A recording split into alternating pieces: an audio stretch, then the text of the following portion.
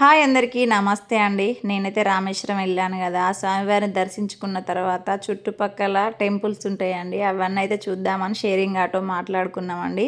రూ. 1000 నుండెళ్ళి 1500 అడుగుతారు. ఒక ఆరుగురు ఉంటే తీసుకెళ్తారు అన్నట్టు. కానీ మేమిద్దరమే కదా! ఇంకొక 2 ఫ్యామిలీలు కూడా వచ్చినాయండి. అందరం కలిసి అయితే మొత్తానికి షేర్ ఆటో తీసుకొని అయితే వెళ్తున్నాం. ఎందుకంటే ఎంతో దూరం నుండి మనం వస్తాం కదా అండి టెంపుల్ని దర్శించుకోవడానికి. అలానే స్వయంగా ఈ టెంపుల్స్ గురించి రాం కదా, రామేశ్వరం వచ్చిన వాళ్ళు చుట్టుపక్కల ఉన్న టెంపుల్స్ అన్నీ చూడండి, చాలా బాగుంటాయి. రాముడు సీతమ్మ అప్పుడు ఎంత వనవాసం వెళ్ళినాయి, సీతమ్మని లంక దాటించి అవన్నీ చేసినవి ఉంటాయి కదా అండి. అవన్నీ అయితే ప్రతి ఒక్కటి ఉంటాయి, చూడొచ్చండి. ఇప్పుడైతే ఆటోలో వెళ్తున్నామండి. మేము 2ంటికి బయలుదేరినాం. 2 వరకు అయితే రామేశ్వరం దర్శనం అయిపోయింది కంప్లీట్గా. షేర్ ఆటో మాట్లాడుకున్నప్పుడే గిన్ని టెంపుల్స్ అని అంటారు. 12 అయితే చూపిస్తారండి, 12 టెంపుల్స్. మాకైతే 13 చూపించారు. ఒకటైతే ఎక్స్ట్రా చూపించమన్నాక సరే అన్నారండి. ఇప్పుడైతే మేము అబ్దుల్ కలాం మ్యూజియం దగ్గరికి అయితే వచ్చినామండి. ఇక్కడ సెల్ అయితే అలో లేదండి. ఈ మ్యూజియంలో ఆయన ధరించిన వస్తువులు అవన్నీ అయితే ఉంటాయి. ఆయన జీవిత చరిత్ర కూడా ఉంటుందండి. అందులో సెల్ అలో లేదు. అవన్నీ అయితే మేము చూపించలేదండి. ఇప్పుడైతే మళ్ళీ మా ప్రయాణం సాగిందండి ఇలానే. ఒకటి చూసాం కదా అండి. ఇప్పుడైతే పమ్మన్ బ్రిడ్జ్ దగ్గరికి వెళ్తున్నాం. రెండోది జర్నీ అయితే చాలానే ఉంటుందండి. ఆటో ఆయన అయితే మమ్మల్ని కంగారు పెట్టకుండా నిదానంగానైతే చూపించిండండి. చాలా అంటే చాలా బాగా అనిపించింది నాకు. ఎందుకంటే కొంతమంది ఆటో వాళ్ళు తొందర పెడుతూనే ఉంటారు. ఇంకా ప్రయాణం అయితే సాగుతూనే ఉంది. ఫాస్ట్గా తీసుకెళ్తుండు. కనబడేదే పమ్మన్ బ్రిడ్జి అండి. దీని మీదకి వెళ్ళి అయితే బస్సులు వెళ్తాయి. ఇంకా మనకు ట్రైన్లు వెళ్ళేది కూడా ఉంటుంది కదా అండి. అదైతే 3 ఓపెన్ చేసిండు కదా రీసెంట్గా. ఇంకా మనం అదైతే చూస్తే మాత్రం మస్తు ఉంటుందండి. లొకేషన్ మొత్తం పడవలు బోటే ఉన్నది అన్నట్టు. అందులో బోటింగ్ చేసే వాళ్ళు చాలా పడవలు ఉన్నాయి అన్నట్టు. ఇప్పుడైతే మేము వెళ్తున్నాం. ఆటో పక్కకు ఆపి మాకైతే అక్కడ ఆపి ఒక 10 నిమిషాలు టైం అయితే కేటాయిస్తాం. ఇక్కడ స్పెషల్ ఏంటంటే సముద్రం మీదనే మనకు బస్సులు వెళ్ళడానికి బ్రిడ్జ్ కానీ ట్రైన్ వెళ్ళడానికి కూడా కట్టిరండి. వచ్చిన వాళ్ళంతా మాతో ట్రావెల్ చేసిన వాళ్ళు వీళ్ళేనండి. 2 పిల్లలు ఉన్నారు చిన్నగా, వాళ్ళందరూ కూడా తీసుకొని వచ్చారు. మస్తు గాలి అయితే విపరీతంగా గాలి వచ్చిందండి ఇక్కడ. నేనైతే సెల్ఫీ తీసుకుంటే క్యాప్ పెట్టుకుంటే క్యాప్ అయితే ఎగిరిపోతుంది. చాలా భయం అనిపించింది. ఇట్ల నుండి వెళ్ళండి ట్రైన్ వెళ్తుంది. ఫస్ట్ కనబడేదేమో పాత బ్రిడ్జ్ అండి, రెండోదేమో కొత్తది. అదేనండి 3 ఓపెన్ చేసింది. చూడండి లొకేషన్ ఎంత బాగుందో. ఇక్కడ స్పెషల్ ఏంటంటే పెద్ద పెద్ద బోట్లు వచ్చినప్పుడు అయితే ఆ బ్రిడ్జ్ అనేది పైకి లేస్తుందండి, కనబడుతుంది కదా, అదేనండి ఇక్కడ స్పెషాలిటీ. ఆ షిప్ వెళ్ళంగానే మళ్ళీ ఆ బ్రిడ్జ్ అనేది కిందికి వచ్చేస్తుంది, ఆటోమేటిక్ సిస్టమ్ అన్నట్టు. అదైతే నాకైతే మస్తు అనిపించిందండి. అట్లా నడుచుకుంటూ కూడా మనం వెళ్ళొచ్చు అక్కడి వరకు. ఇప్పుడు కనబడుతున్నాయి కదా బండలు చిన్న చిన్నగా, నేనైతే జూమ్ చేసి చూపిస్తానండి. మస్తు అనిపించింది. సముద్రం అయితే హైలైట్ ఉంది.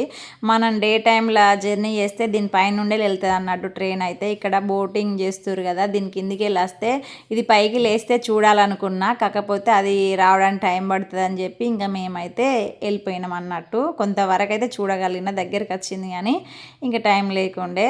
కానీ ఇక్కడ చూడండి ఫ్రెండ్స్, మస్తు విపరీతమైన గాలి. సముద్రంలో ఎంత గాలి అంటే చెప్పలేను. అక్కడ దాని మీద ఆ బ్రిడ్జ్ మీద నిలబడితే కూడా హార్ట్ బీట్ కొట్టుకుంటుంది. అంత భయం వేసింది నాకు. రామేశ్వరం వచ్చిన వాళ్ళు అయితే పమ్మన్ బ్రిడ్జ్ కంపల్సరీ చూస్తారండి. ఇది చూడాల్సిన ప్రదేశం అని చెప్పచ్చు. చాలామంది మనకు బైక్ కూడా వేసుకొని పోవచ్చు. అక్కడ బైకులు కూడా మనకు ర్యాపిడో లాగా ఉంటాయండి. అంటే కొంచెం ఛార్జెస్ అవుతాయి అన్నట్టు. మనకు బైక్ అనేది రెంట్కి కూడా ఇస్తారండి. 500 700 అంటే బైకుని బట్టి రేట్ ఉంటుంది. అందులో మనమే పెట్రోల్ పోసుకోవాలి. ఇంకా ఈ 12 లొకేషన్స్, ఈ 12 టెంపుల్స్ అన్నీ చూశాక వాళ్ళ బండి వాళ్ళకి అప్పచెప్తే సరిపోతుంది. మేము వచ్చిన ఆటో అయితే ఇదేనండి. మనకు బైక్ ఇవ్వాలంటే ఫస్ట్ మనకు డ్రైవింగ్ లైసెన్స్ ఉండాలండి. అది ఉంటేనే మనకు బండి ఇవ్వగలుగుతారు. వాళ్ళకు కూడా ఉంటాయి కదా కొన్ని రూల్స్. మనకు బండి లైసెన్స్ చూపిస్తేనే మనకు బండి ఇవ్వగలుగుతారు, లేకపోతే ఇంకా అంతే సంగతి. మనం ఆటో తీసుకొని వెళ్తే బెటరే, కాకపోతే కొంతమంది ఇష్టపడతారు కదా బైక్ మీద వెళ్ళడానికి. రెండో ప్రదేశాన్ని కంప్లీట్ చేసుకొని మూడో ప్రదేశానికి అయితే బయలుదేరామండి. మనం వెళ్ళే దారిలో ఇక్కడ రిసార్ట్ కూడా ఉంటుందండి. ఒకవేళ స్టే చేయాలనుకున్న వాళ్ళు చేయవచ్చు. మనకు కనిపించేదే వెల్లుండి తీర్థం. ఈ వెల్లుండి తీర్థం స్పెషల్ ఏంటంటే శ్రీరాముడు సీతమ్మ తల్లిని లంకల నుండి తీసుకొచ్చే దారిలో సీతమ్మ తల్లికి దూపవ్వడం వల్ల చుట్టూ సముద్రమే. సీతమ్మ తల్లి రాముణ్ణి దాహం వేస్తుందని అడగగానే రాముడు ఏం చేశాడు? సముద్రం అంతా ఉప్పు నీరే కదా, సీతమ్మ తల్లి దాహం అని అడగగానే రాముడు ఒక బాణం వేశాడు. అదేనండి ఇప్పుడు కనిపించే నుయ్యి. ఇందులో నీళ్ళు అనేటివి మనకు తియ్యగా ఉంటాయి. మేమైతే బాయి అని అంటాం, నుయ్యి కూడా అంటామండి, కనబడేదేనండి. ఇందులో వాటర్ అయితే తియ్యగా ఉంటాయి. మనకి ఇందులో వాటర్ చేది బకెట్తోని ఇంకా మనకు పోస్తాడండి. కాకపోతే సముద్రంలో నీళ్ళు వేరేలాగా ఉంటాయి, ఇందులో కూడా వేరేలాగా ఉంటాయి. ఇంట్లో అంటే సాల్ట్ ఉండయి, కొంచెం తియ్యగా ఉంటాయి. సముద్రంలో కూడా టేస్ట్ చేపిస్తాడు. అందులో అయితే మనకు కొంచెం విషం అనేది ఉంటుంది, ఉప్పు. సముద్రం నుండి ఒక బకెట్ చేది మనకు వాటర్ టేస్ట్ చేయమంటారు. అలానే ఒక బాయిల్ నుండి వెళ్ళి కూడా మనకు బకెట్ వాటర్ తీసి కూడా ఇవి కూడా టేస్ట్ చేయమంటాడు. అలా చేసినందుకైతే మన దగ్గర డబ్బులు తీసుకుంటారండి. ఇక్కడ ప్రతి చోట కూడా మనీ అనేది ఇవ్వాల్సిందే, మన తలపైన కూడా చల్లుతాడు అన్నట్టు. ఇవన్నీ అయితే మేము చూసి ఇంకనైతే బయలుదేరినామండి. ఇప్పుడు మనం వచ్చిందైతే లక్ష్మణ తీర్థం అండి. లోపలికి అయితే వెళ్దామండి. గుడి ముందైతే తీర్థం ఉందండి. ఇదేనండి లక్ష్మణ తీర్థం అని. కాకపోతే మనం మధ్యలోకి వెళ్ళడానికి అయితే లేదు. లోపలికి స్వామివారి దగ్గరికి వెళ్ళి దర్శనం చేసుకొని వచ్చి బయట చూడొచ్చు. ఇక్కడ చిన్న చిన్న షాపింగ్ ఏరియా ఉందండి. స్వామివారిని చూస్తేనైతే చాలా బాగా అనిపించింది. అప్పుడు రాముడు లక్ష్మణుడు అప్పుడు ఆ జమాన్లు అయితే చాలా కష్టపడ్డండి. వాళ్ళంతా తిరిగిన ప్లేస్ అన్నట్టు. ఇక్కడ మనకైతే బుక్కులు దొరుకుతాయి, ఫొటోస్ దొరుకుతాయి. అక్కడ చరిత్ర మొత్తం ఉంటుందండి బుక్కులల్లో. కానీ మనం తెచ్చుకుంటే మొత్తం చదవచ్చు రామాయణం గురించి. మనమైతే షాపింగ్ చేయడానికి షాప్స్ ఉంటాయండి, గవ్వలు ప్రతి ఒక్కటి అక్కడ దొరికేటివి ఉంటాయి. లక్ష్మణ్ తీర్థం అయితే కంప్లీట్ చేసుకొని ఇంకనైతే నెక్స్ట్ వెళ్తున్నామండి. ఇక్కడైతే పెద్ద శివలింగం ఉంటుందండి, చూడండి చాలా బాగుంది. మనమైతే ఇప్పుడు టెంపుల్కి వచ్చినామండి. నటరాజు టెంపుల్ చాలా బాగుంటుందండి. నాట్యం చేస్తూ ఉంటాడు. ఇక్కడైతే క్లీనింగ్ చేసే వాళ్ళు కూడా చేస్తారు. నాకైతే బాగా అనిపించిందండి ఇక్కడ టెంపుల్లో. నటరాజు అంటే ఎవరో కాదండి, శివుడేనండి. స్వామివారిని అయితే దర్శించుకున్నాం. ఇప్పుడైతే హనుమాన్ టెంపుల్కి వచ్చినామండి. పెద్ద ఆంజనేయ స్వామి విగ్రహం ఉంటుంది, చూద్దాం రండి. ఫస్ట్ అయితే వినాయకుడు శివయ్య దర్శనం ఇచ్చిండు. ఇక్కడైతే పంచముఖి ఆంజనేయ స్వామి ఎంత బాగున్నాడో, 2 కళ్ళు సరిపోలేదండి, చాలా పెద్ద ఎత్తున ఉన్నాడు అన్నట్టు. అప్పుడు రాముడు నీళ్ళల్లో రాయి వేసి లంకను దాటారు కదా, ఇవేనండి కనబడేటివే. నీళ్ళల్లో ఈ రాయి వేస్తే మునిగిపోదు అన్నట్టు, వాటర్ పైకి తేలుతుంది. ఇప్పుడు కనబడేది అయితే రామకుండలి అండి. ఇక్కడికైతే వచ్చినాం నెక్స్ట్. ఈ టెంపుల్లో మొత్తం నాగదేవతలు ఉన్నాయండి. విగ్రహాలు అయితే ఇలా పెట్టున్నాయి బయట, చాలా బాగా అనిపించింది. అన్ని జంట నాగులు అంటారు కదా, అలా అవుతున్నాయి. ఈ టెంపుల్ లోపలికి వెళ్ళి దర్శించుకున్నాం మేమైతే. ఇంకనైతే ఇది కోనేరండి, కనబడేదేనండి రామతీర్థం. ఇక్కడైతే మనం కొన్ని వాటర్ చల్లుకోవాలి కాళ్ళు కడుక్కొని. ఇక్కడైతే చెట్టు కింద ఇంకా నాగదేవతలే ఉన్నారు. అక్కడికి వెళ్ళి బయలుదేరినాం. మేము ఇప్పుడు వెళ్ళిన దగ్గర కృష్ణుడు టెంపుల్ కూడా ఉంటుంది, కాకపోతే సెల్ అయితే అలో లేదు కాబట్టి చూపించలేదండి. ఇప్పుడైతే నెక్స్ట్ టెంపుల్ బయలుదేరినాం. రామ చేతికి అయితే బయలుదేరినామండి. ఇప్పుడు రామేశ్వరం నుండి వెళ్ళి 12 కిలోమీటర్ల దూరం ఉంటుందండి. మన భారతదేశానికి చివరి పాయింట్ ఎట్లనో కన్యాకుమారి, రామేశ్వరంకు చివరి పాయింట్ రామసేతు ఉంటుందండి. ఇప్పుడైతే అక్కడికి వెళ్తున్నాం. సీతమ్మ తల్లి లంకలో ఉందని తెలుసుకున్న హనుమంతుడు, రాముడు, లక్ష్మణుడు సముద్రాన్ని దాటడానికి వెళ్ళే మార్గం అండి. ఇటు వెళ్ళడానికి టైమింగ్స్ ఉంటాయండి. పొద్దున 7 నుండి వెళ్ళి 5 వరకే ఉంటుందండి టైము, తర్వాత వెళ్ళనియ్యరు. పోయే దారిలోనే విభూషణుడు టెంపుల్ ఉంటుందండి. విభూషణుడు అంటే ఎవరో కాదండి, రావణాసురుని తమ్ముడు. శ్రీరాముడు లంకకు పోవడానికి ఆయనే మార్గం చూపించాడు. ఆ టెంపుల్ మీకు చూపిద్దును, కాకపోతే అక్కడ చాలామంది రష్ ఉండడం వల్ల మేము వెళ్ళలేకపోయినామండి. ఈ టెంపుల్ నుండి లంకకు పోవడానికి ప్లాన్ చేసిర్రు అన్నట్టు. చుట్టూ సముద్రం ఉంటుందండి, మధ్యలో మాత్రం రోడ్ ఉంటుంది. ఒక్కరం వెళ్తే మాత్రం చాలా భయంగా ఉంటుందండి. నైట్ పూట అయితే ఎవ్వరు ఉండరు అసలు. 5 అయింది 6 అయింది అంటే అక్కడ ఎవరు కనబడరు. సెక్యూరిటీ గార్డులు ఉంటారు, కాకపోతే చెక్ చేస్తారు ఎవరైనా ఉన్నారా లేదా అని. ఇక్కడ మనం ఎటు వెళ్ళాలనేది కూడా బైక్ మీద వస్తే బోర్డులు ఉంటాయండి, ఎక్స్ప్లెయిన్ చేయాల్సిందే. మనం బోర్డులను చూసుకుంటూ కూడా వెళ్ళచ్చు. ఇంకనైతే టైం అయిపోతుంది. మేము ఆటోలో వెళ్తా అంటేనే ఆ గాలికి సముద్రంలో అలలకు ఉసుకి అంతా కొట్టుకొచ్చి మన కళ్ళల్లో పడతా అంటే మస్తు మండినాయండి. చూడండి ముందు ముందు వస్తూ ఉంటాయి మీకు. అక్కడ ఉప్పు కూడా తయారవుతుంది అన్నట్టు. మనకు కనిపించేదే ధనుష్కోడి అండి. దగ్గర వరకు వచ్చాము. దీన్ని గోస్ట్ టౌన్ కూడా అంటారు. గోస్ట్ టౌన్ అంటే దయాల సిటీ అని అర్థం. 1963లో సునామీ వచ్చింది. అప్పుడు ఈ ఊరు మొత్తం మునిగిపోయింది. ఈ ఊరు మునిగిపోకముందు ధనుష్కోడి నుండి రామేశ్వరానికి ఒక ట్రైన్ ఉండేది. సునామీ వచ్చినప్పుడు ఆ ట్రైన్ అనేది కొట్టుకుపోయిందండి. అందులో ఉన్న జనాలందరూ చనిపోయారు. అందుకే ఆ దయాల కోట అని పేరు వచ్చింది దానికైతే. తమిళనాడు రాష్ట్రం అయితే ఇక్కడ ఎవరు నివసించొద్దని చెప్పి అయితే వాళ్ళకు వార్నింగ్ ఇవ్వడం జరిగింది. అందుకే అక్కడ ఎవరు ఉండరండి. ఇక్కడైతే చేపలు పట్టే వాళ్ళే ఉంటారండి, చిన్న చిన్న చేపలు పెట్టుకొని. వీళ్ళు కూడా నైట్ పూట ఉంటారో లేదో తెలియదు, డే అంతా అయితే ఉంటారండి. మనకు కనిపించిందే లైట్ హౌస్ అండి. ఇది పైనకి ఎక్కడానికి టికెట్ ఉంటుంది. అది మనం పైనకి ఎక్కితే మొత్తం సముద్రం అంతా లొకేషన్ అంతా వ్యూ కనబడుతుంది అండి. చాలా బాగుంటుంది. కానీ దానికి టైమింగ్స్ ఉంటాయి. మనకు టైం లేకపోవడం వల్ల మనం అయితే చూడలేకపోయినామండి. ఇది కనబడేది దీన్ దయాల కోట అంటారు. ఇక్కడేనండి ట్రైన్ మునిగిపోయింది, కొట్టుకుపోయింది అని చెప్పాను కదా.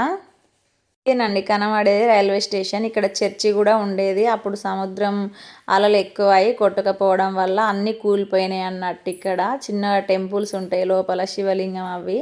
ఇక్కడైతే కైన్స్ వేస్తారు అన్నట్టు ఈ బావిలో. చాలామంది చూస్తున్నారు. ఇందులో అయితే మనకు చిల్లర పైసలు వేస్తారు. ఇది ఏంటిదో నాకు తెలియదు, కాకపోతే అయితే వేసిర్రు. ఇక్కడ శ్రీరాముడు శివలింగానికి అయితే పూజ చేస్తాడు కదా అండి. ఇక్కడైతే దేవుళ్ళకు వీడియో తీసుకోవడానికి పర్మిషన్ ఉంది, అందుకే అయితే తీసినామండి మేము. చాలా బాగా అనిపించింది నాకు ఇదంతా చూసాక. ప్రతి చోటన శివలింగం అనేది కంపల్సరీ ఉందండి. శివలింగం దగ్గర చిన్న చిన్న దేవతలు ఉన్నారు. ఇక్కడ కనిపించేదే శివలింగం లోపల. స్వామివారిని అయితే మొక్కుకున్నాం. ఇక్కడ బయట అయితే పాదాలు ఉన్నాయండి, చాలా పెద్దగా ఉంటాయి పాదాలు. పాదాలకైతే చాలామంది మొక్కుకుంటారు. ఇక్కడైతే కైన్స్ కూడా పెడతారండి. ఇంకనైతే ఇక్కడ చిన్న చిన్న షాపింగ్ ఏరియా ఉంది. గవ్వలు, పూసలు, ఇక సముద్రంలో దొరికే ఐటమ్స్ అన్నీ ఉంటాయి అన్నట్టు. కొంచెం రేట్లు అయితే బాగానే ఉంటాయి, ఎందుకంటే గవ్వలతో సంబంధించినవి చేస్తారు కాబట్టి. పూసలు ఇవన్నీ అయితే కొంచెం క్వాలిటీ బాగుంటుంది. వాళ్ళు చాలా కష్టపడే చేస్తారు. కానీ ఇంకా మేమైతే ఏం తీసుకోలేదు, చూసినాం. బతుకుదేరు కోసం ఏదో ఒకటి అమ్ముకుంటారండి. ఇక్కడ రుద్రాక్ష మాలలు కానీ, కరంగ మాల కానీ ఇవన్నీ ఉన్నాయి. శ్రీరాముని విగ్రహాలు ఉన్నాయి. ఇవైతే తెలుసు కదా మీ అందరికీ, శంఖం అంటారు కదా. ఇవన్నీ అయితే చూసుకుంటూ వచ్చేసినాం. ఎక్కువ టైం ఉండదు అన్నట్టు. మనం తొందర వస్తేనే మనం అన్ని టెంపుల్లు చూడగలుగుతామని మేమైతే తొందరనే అన్నీ చూసేసి ఇంకా ఆటో దగ్గరికి అయితే వచ్చేస్తున్నాం. వచ్చే షాపింగ్ ఏరియాలో ఇది అన్నట్టు.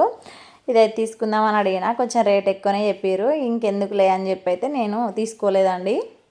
ఇప్పుడైతే మనం ఆడికెళ్ళి బయలుదేరాలి. కాకపోతే గాలి విపరీతంగా ఉందండి. నా కళ్ళన్నీ ఎర్రబడిపోయి మస్తు మంటలు మండినట్టు అయినాయి. ఘోరంగా అంటే కళ్ళంతా మండినాయి. ఇంకనైతే ఎంత చెప్పినా తక్కువనే అనాలి. నేను రామేశ్వరం వెళ్తాను ఎప్పుడు అనుకోలేదు అవన్నీ చూడగలుగుతా అని. నాకైతే మస్తు హ్యాపీగా ఉందండి. చిన్న చిన్న అవి గవ్వలు ఉంటాయి కదా మనం ఆడుకోవడానికి కూడా, అష్టచెమ్మ ఆడేటప్పుడు కూడా ఇవి ఇంట్లో కూడా డెకరేషన్గా పెట్టుకుంటే బాగుంటాయి అన్నట్టు.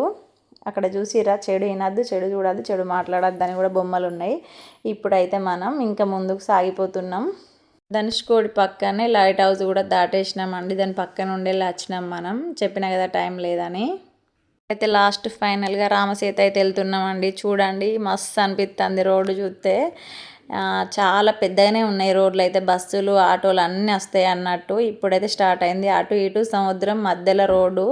ఈ సముద్రం ఎక్కువ అయిందనుకో ఇవన్నీ కూడా పోతాయి అన్నట్టు. కాకపోతే డే టైంలో కొంచెం చూసుకుంటేనే వాళ్ళు చెప్తారు కదా మనకి ఏదైనా సెక్యూరిటీ గార్డులు, అదైతే చూసుకుంటా జాగ్రత్త చేయాలి. కానీ కొంచెం రిస్కేనండి, ఎందుకంటే చుట్టూ సముద్రం మధ్యలో ఆ రోడ్ అనేది కష్టమే. ఇక ఒక అబ్బాయి కూడా వచ్చిండు సెల్ఫీ పాయింట్తో, అయితే ఇంకా సెల్ఫీలు ఇస్తుండు. ఒక బోట్ వచ్చి అయితే అక్కడ ఆగిందండి. చాలామంది వెళ్ళి చూస్తున్నారు. ఇక్కడ బస్సులు కూడా వస్తాయి అని చెప్పిన కదా నేను. ఇక్కడ బస్సులు కూడా ఉంటాయి అన్నట్టు, సైడ్కి పెడతారు. టూరిస్ట్ వాళ్ళు ఉంటారు కదండి, సొంత వెహికల్ తీసుకొని చాలా దూరం నుండి వస్తారు కదా, వాళ్ళంతా బస్సులు, కార్లు ఇవన్నీ తీసుకొని వచ్చే వాళ్ళు అయితే ఇక్కడ పార్కింగ్ చేసుకుంటారండి. ఇక్కడ చిన్న చిన్న షాపులు ఉన్నాయండి అన్నీ. మనకు ఒక బీచ్కి వెళ్తే ఎలా ఉందో నాకైతే అలా అనిపించింది, మస్తు అనిపించింది. ఇక్కడ తినడానికి కూడా వాటర్ మిలను, కరబుజ్జ, ఇంకా ఇవైతే పుచ్చకాయ ముక్కలు, కీర, ప్రతి ఒక్కటి మక్కంకులు అన్నీ అయితే కనబడితే అక్కడ ఒక్కొక్కటి వచ్చి 60 రూపాయలు, 70 రూపాయలు అండి. ఇదేనండి ఎండింగ్ పాయింట్. ఇక్కడైతే చాలామంది ఫొటోస్ దిగుతారు. మన భారతదేశం గుర్తుగా స్టాచ్యూ మీద 4 సింహాలు ఉంటాయండి, మన భారతదేశం గుర్తుగా అన్నట్టు. ఇక్కడైతే చూసిరు కదా, ఇదే లాస్ట్ అండి. వానర్లతోని రాముడైతే ఇక్కడ నుండే రాళ్ళేసి లంకకు దాటిండండి. ఇక్కడ నుంచి లంకకి 23 కిలోమీటర్లు ఉంటుందండి. రామేశ్వరంలో చుట్టుపక్కల ఉన్న ప్రదేశాలన్నీ కవర్ చేశానండి. వీడియో నచ్చినట్టయితే అందరు లైక్, షేర్, సబ్స్క్రైబ్ చేయండి. వ్యూ పాయింట్ అయితే ఎక్సలెంట్ ఉంది, ఫొటోస్ దిగిర్రు. వ్యూ పాయింట్ దగ్గర పొద్దున ఉన్న సాయంత్రం అయితే చాలా బాగుంటుందండి, చాలామంది వస్తారు. నాకైతే చాలా హ్యాపీగా అనిపించిందండి. రామేశ్వరం వెళ్ళిన వాళ్ళు కంపల్సరీ వెళ్ళండి ఫ్రెండ్స్, ఓకేనా.